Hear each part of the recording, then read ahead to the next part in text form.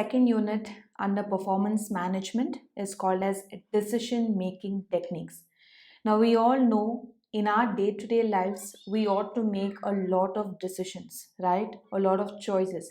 Even today, that you're listening to the class is a choice that you made, right? Is a decision that you made. Some decided not to attend, some decided to attend, right? So, likewise, even in a business perspective, for a company, it ought to make a lot of decisions, right? So, in this chapter, we're going to focus on what are the techniques in order to make the best decision or the decision that makes the maximum profit for the company or it gives the least of cost.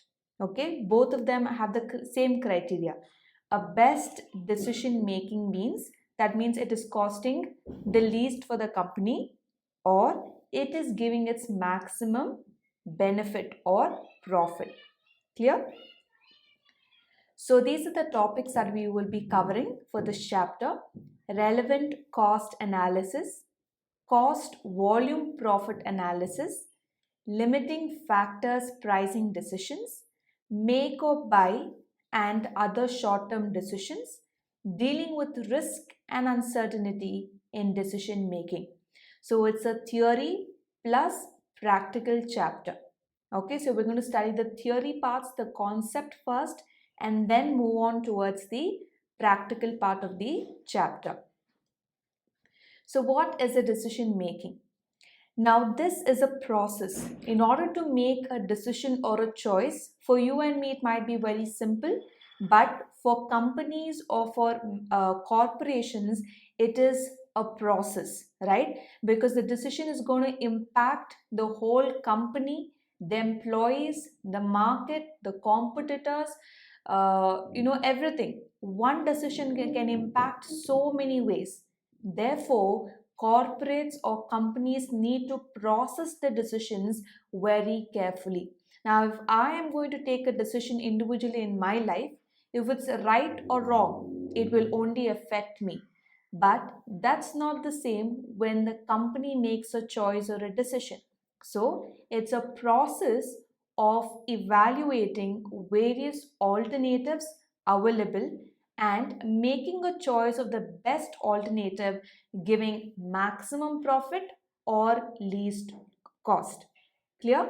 So it's a process. Why do I say it is a process? Because you are evaluating option A, B, C, D. Now there are four choices in front of you, or there are four ways for which you can implement a decision. Out of those four alternatives, you choose the best one. What the best decision is giving you, either it is giving you maximum profit or either it is making sure you have least cost. Clear? That's the concept of decision making process. What's a relevant cost? Now, forget about the subject in general, right? When we talk about, this is relevant, this is irrelevant, when we have a conversation with our friends, right? No, you're talking irrelevant or this is relevant. Now, general terms you understand. Relevant means something that is useful, okay? Something that we need to consider in the upcoming days or in the future. Irrelevant means something that is past. It is no more relevant in the present scenario. Clear? That's the normal English terms that we converse with each other. Now, coming back to the subject of decision making technique, a cost that is relevant to a decision is called as relevant cost. Simple. The meaning of relevant cost is any cost which is relevant to the decision making. In case there is any cost that we do not have to consider for this present decision, such costs are called as irrelevant cost. Now the second line says past costs are not generally relevant because they are sunk cost. Why are past costs not considered? Because it is past, it has already been incurred. I cannot go back to the past and change it. Okay, what has happened, whether it's a profit or a loss or an expenditure or a cost, it has already been incurred. Clear? So such costs are called as irrelevant. Example, depreciated value of an asset. Okay, the depreciation is already charged and the value of the asset has been decreased. Therefore, it is called as irrelevant cost. Clear? I can no more go back and change those costs. The resale value of an asset is relevant cost.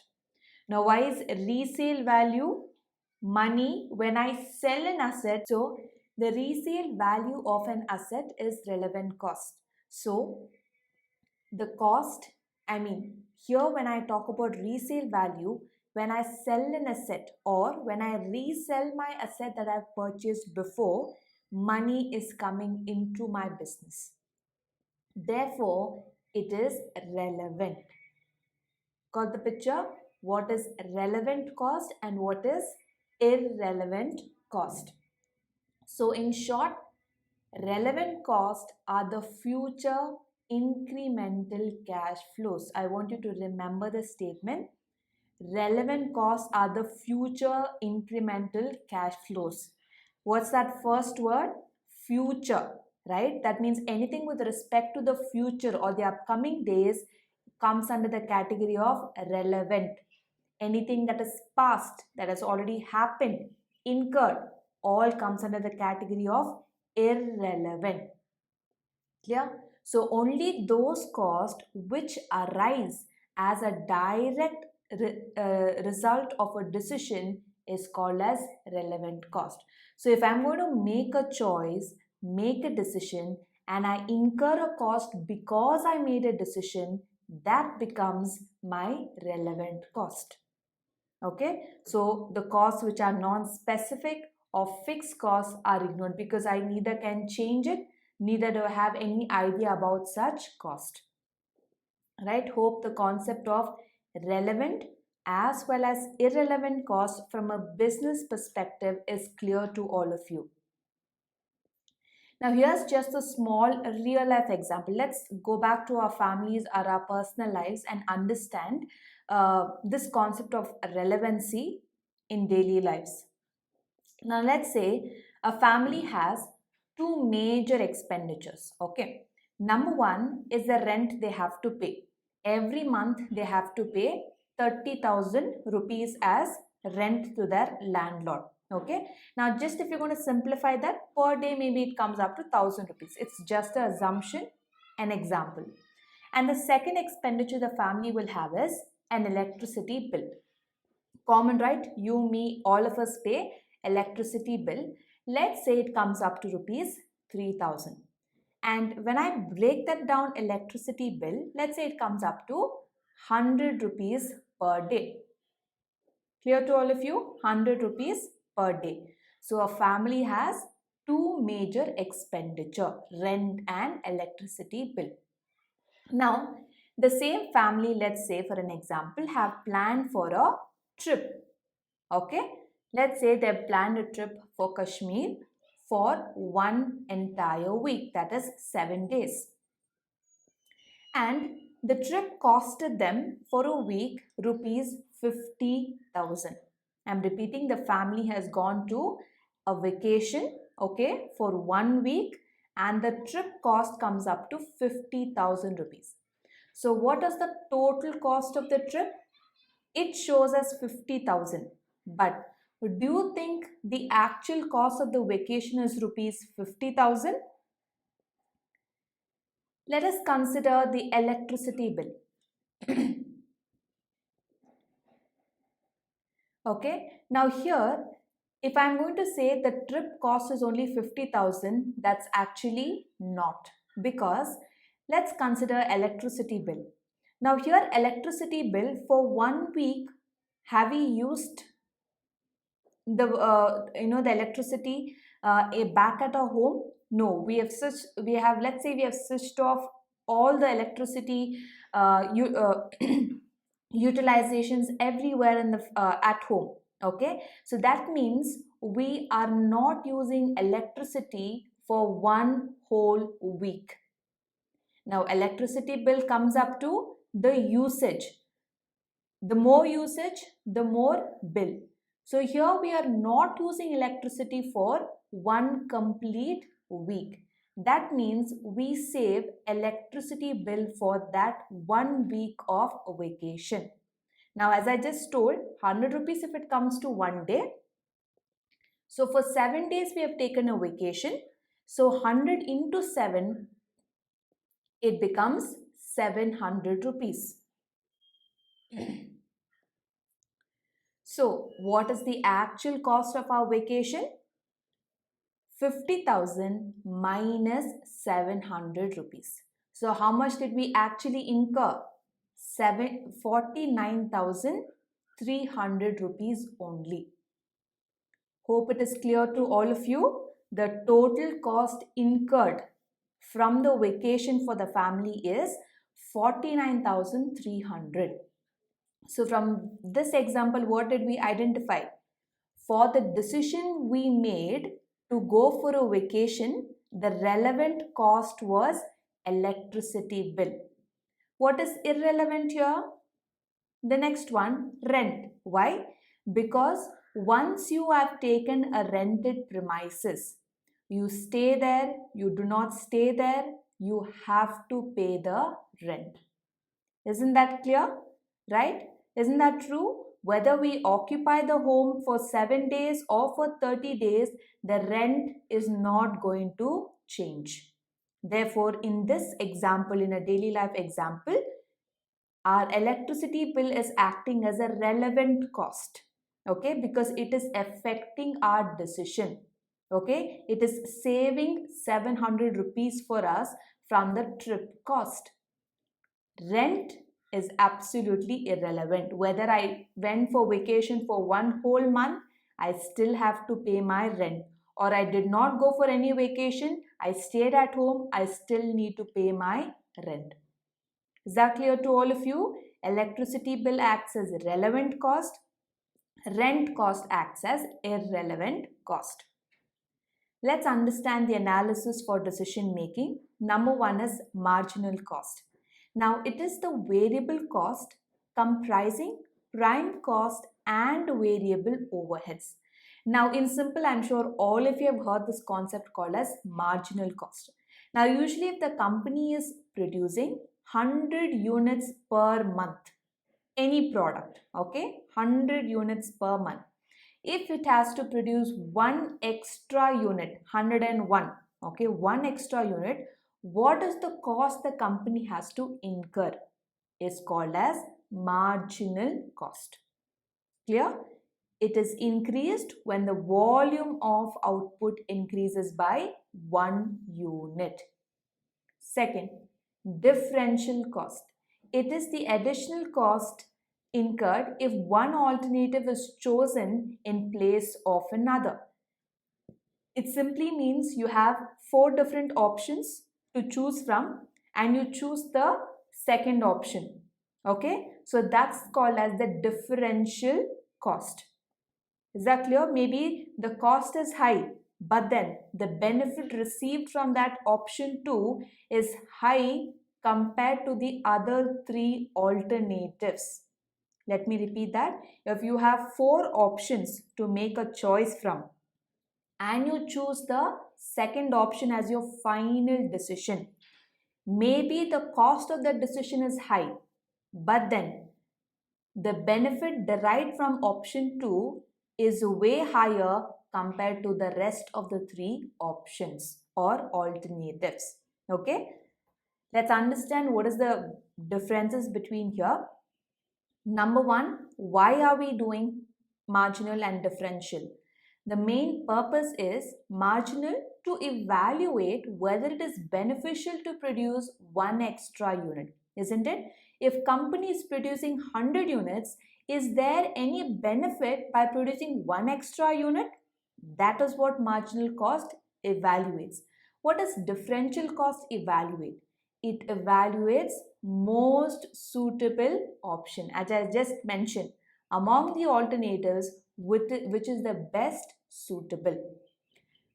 In accounting records, do we record marginal cost? Definitely yes. Do we record differential cost? No. It's just for our understanding. That's it. The cost is just in our mind. Third, profit volume ratios. What does marginal cost observe here or evaluate here? If I'm going to produce one extra unit, will my profits increase? Okay, so I'm directly measuring the profit over there. Under differential cost, it is compared with alternative course of action. That means if I have four different options in front of me, I will observe what is the profit I earn from all the four alternatives. Okay, that's why it says compared with alternative course of action. Lastly, fixed cost.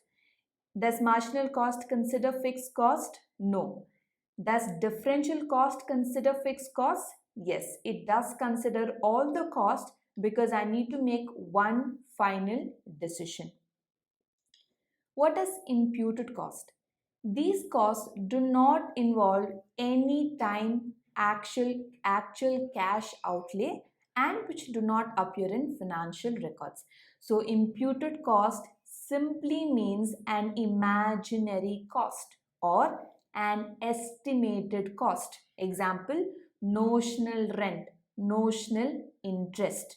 Okay, it's on national, it's notional interest. Okay, when I use the word notional or imputed cost, that means it is imaginary. I'm just estimating. In case in the next year I'm opening a factory in location X, I have to incur 10,000 rupees of rent. Okay, I have to pay 10,000 rupees of rent, so I will be incurring in the future. As it happened? No. Have I recorded that cost in my books of accounts? No. It is just a estimation.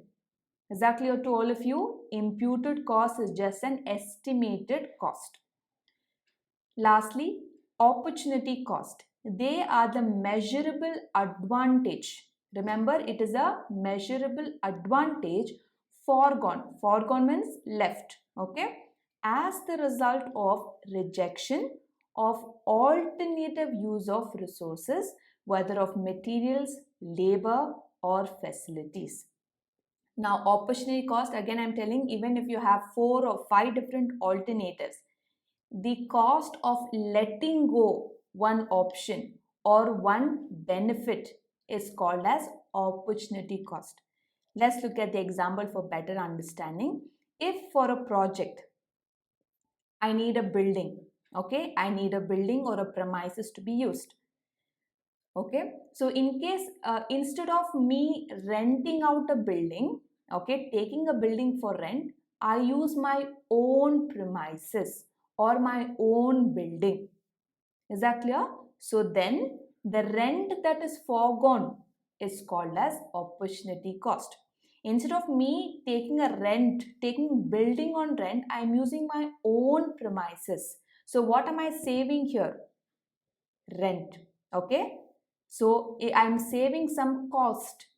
Is that clear? That's why it is called as measurable advantage foregone, which is called as opportunity cost. So in this example, if I need a building, okay, and I use that in my old premises, then the rent, if I had to pay otherwise, will be acting as my opportunity cost.